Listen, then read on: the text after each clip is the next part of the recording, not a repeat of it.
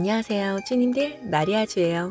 오늘은 쭈님들의 많은 문의가 있어 오랜만에 호텔 뷔페를 다녀왔어요. 제가 예전 영상에 조선 호텔 뷔페를 가서 음식을 맛있게 담는 법과 뷔페 음식을 더 다양하고 맛있게 먹는 저만의 방식을 올려드렸었는데요. 이번에도 준비했습니다. 호텔 뷔페 2탄. 오늘은 서울에서 뷔페로 가장 유명하다는 반포 JW 메리어트의 플레이버즈예요. 플레이버즈의 식사 가격은 일반적으로 호텔 뷔페가 평일과 주말 가격이 조금 차이가 있는데요. 월요일부터 금요일 점심까지는 평일 기준으로 10만 5천 원, 금요일 저녁부터는 주말 요금제가 적용되는데요. 금요일 저녁과 토요일, 일요일 점심 저녁 모두 주말 요금제인 13만 원으로 계산이 되고 나머지 평일 저녁 식사 가격은 12만 원이라고 하니 참고하시면 좋을 것 같아요. 들어가는 입구에 바베큐 섹션이 있어서 매장을 들어설 때 이미 시선을 사로잡고 후각과 청각까지 자극하는 것 같아요. 보통은 뷔페를 오면 이런 유혹들이 많아서 메인 음식만 공략하기 쉬운데요. 사실 그러다 보면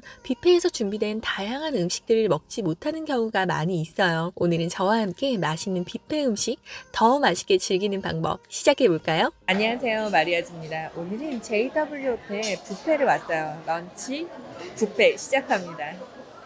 저는 항상 차가운 음식에서 따뜻한 음식, 가벼운 해산물에서 고기를 먹는 걸 좋아해요. 그래서 보통 뷔페를 오면 샐러드나 전체 요리를 먼저 가지고 오는데요. 샐러드 세션을 먼저 살펴볼게요. 제가 예전에 다녀온 조선호텔 아리아에서는 전체 요리에 신경을 많이 쓴 느낌이 들었어요. 새우와 간장을 이용한 샐러드, 바질 소스에 버무린 치즈, 이탈리안 레스토랑에서 나올 법한 소고기 카르파초까지 식재료를 이용한 다양한 요리들이 있었는데요. 이것만으로 비교하자면 플레이버즈에서는 딱 샐러드만 만들어 먹을 수 있는 채소가 중심이었던 것 같아요. 다른 코너에 해산물과 연어, 생선류가 있기는 했지만 구운 야채와 마요네즈에 버무린 과일 종류가 전체 요리라고 하기에는 조금 아쉬운 부분이 있었던 것 같아요. 저는 그래서 여기에 있는 재료들을 혼합해서 다른 샐러드를 만들어 봤어요. 채소에 흰살 생선을 올리고 연어에 함께 나온 양파와 케이퍼를 이용해 드레싱을 뿌려서 카르파초 샐러드를 만들어 봤는데요. 뷔페에서 준비해준 음식뿐 아니라 이렇게 자기만의 음식을 만들어 먹는 재미도 좋은 것 같아요. 같이 가져온 새우에는 마요네즈를 이용한 소스가 있었던 것 같은데 새우뿐 아니라 가리비를 찍어 먹어도 잘 어울리더라고요. 가리비는 씨알도 굵고 일단 삶은 정도가 굉장히 마음에 들어서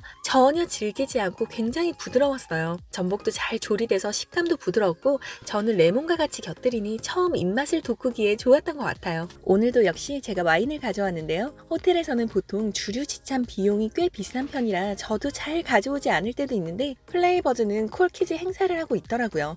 이곳에서 판매하는 와인을 가격 상관없이 한 병을 주문하면 한 병이 무료예요.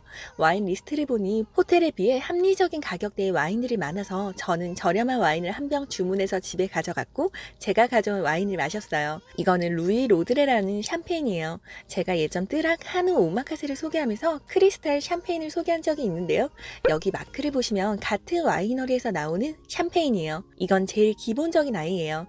차갑게 칠링을 해서 마셨는데 잘 익은 복숭아의 단맛이 굉장히 기분 좋게 나요. 인위적이지 않고 과실의 단맛이 느껴지면서 섬세한 기포와 적당한 산미, 그러면서도 견과류 향 같은 여운이 길게 느껴졌어요. 두 번째는 제가 너무나 좋아하는 사시미와 초밥이에요. 이곳은 손님들이 많아서 그런지 초밥을 미리 많이 만들어 놓으시더라고요. 이곳을 보니 가족 단위 손님분들이 많으신 것 같던데 호텔 뷔페가 가족 손님들이 워낙 많은 편이기도 하지만 특히 더 많은 것 같았어요. 그래서인지 초밥도 한꺼번에 많이 만들어 놓으시는 것 같던데 이것도 아리아와 비교하자면 조선 호텔은 미리 초밥을 많이 만들어 놓지 않고 밥의 온도감을 신경 쓰셔서 그런지 한 두세 개 정도 만들어 놓으시는 것 같았어요. 초밥을 원하는 손님들에게 바로바로 챙겨주시는 것 같아 그 부분이 좋았던 것 같아요. 이때는 초밥을 미리 만들어 놓으셔서 그런지 재료가 좀 마른 것 같았어요. 초밥 위에 올라가 있는 생선은 좀 아쉬웠지만 사시미에 같이 나온 광어는 숙성이 굉장히 좋더라고요. 그래서 저는 초밥을 따로 만들어 먹으려고 가서 밥만 따로 달라고 했던 것 같아요. 이곳의 초밥용 밥은 온도감도 유지시키면서 달지 않는 초대리도 좋았던 것 같은데요.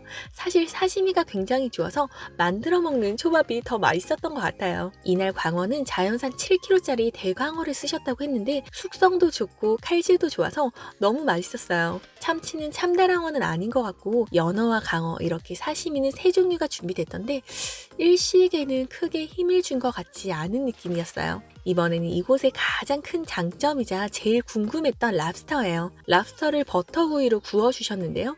랍스터뿐만 아니라 옆에 찐 대게도 차가운 것과 따뜻한 두 가지 버전으로 준비를 하시더라고요. 저는 랍스터 구이는 바로 만들어서 나온 걸로 가져왔고 대게도 따뜻하게 준비된 부분을 가져왔어요. 제가 예전에 랍스터 무한 리필로 유명한 바이킹스 워프를 다녀왔었는데요. 거기에서는 랍스터찜, 구이와 치즈구이 등 다양한 랍스터 요리들을 준비해 주셨지만 사실 저는 랍스터 요리의 완성도가 좀 아쉽게 느껴져서 재방문 의사는 그닥 없었던 것 같아요. 그런데 이번에 다녀온 이곳은 정말 랍스터가 맛있었어요. 촉촉하게 구워내서 질기지 않고 탱글한 랍스터 본연의 식감 즐기면서 부드럽게 씹히더라고요. 아까 가리비나 전복의 익힘도 좋았듯이 이곳은 식재료의 이해도가 높으신지 음식의 익힘 정도를 잘 조절해서 주시는 것 같았어요. 정말 랍스터는 레스토랑에서 만들어주시는 한 접시처럼 완성도가 높았던 것 같아요. 대게는 제가 몇 개 안 남았을 때 가져온 거라 그런지 수분기가 좀 많이 없는 느낌이었고 나쁘진 않았지만 그냥 평범한 느낌이었던 것 같아요.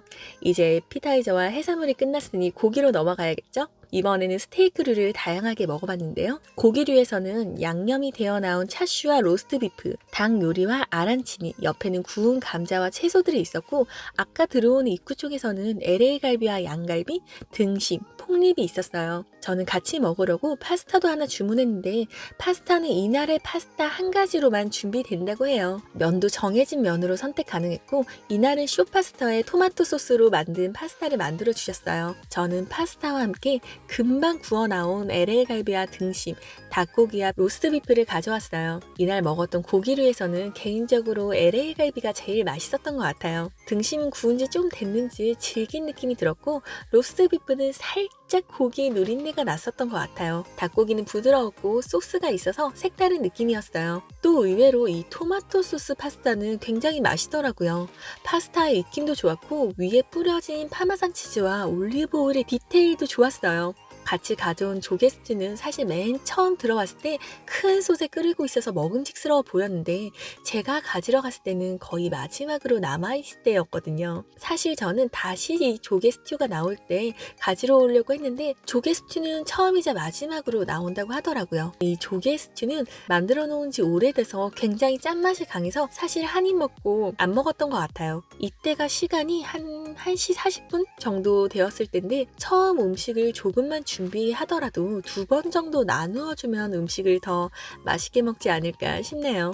저는 금방 파스타를 굉장히 맛있게 먹어서 피자도 궁금하시더라고요. 아까 보니 화덕이 준비됐던데 외국 셰프님이 피자를 직접 구워주고 계셨어요. 피자는 총 3종류가 있었고 양송이가 들어간 버섯 피자와 마르게띠아, 그리고 오늘의 피자라고 매일 바뀌는 게 있던데 이날은 페퍼로니가 들어간 피자가 준비됐어요. 화덕에서 굽다 보니 도우가 바삭하면서 쫀득한 게 반죽이 맛있더라고요. 소스도 신선한 토마토 향이 진하게 나는 게 피자 전문점에서 먹는 것처럼 좋았어요. 개인적으로 일식보다는 양식에 더 신경을 쓰시는 것 같았고 음식 맛도 더 좋았던 것 같아요. 이제 중식으로 넘어가 볼까요? 중식 요리는 많이 있지는 않았어요. 통후추 안심구이와 크림새우, 옆에는 팟타이가 있었고 송이버섯 볶음과 팔보채 그리고 볶음밥이 있었어요. 저는 팔보채, 팟타이, 통후추 안심과 송이, 볶음밥을 가져왔는데요.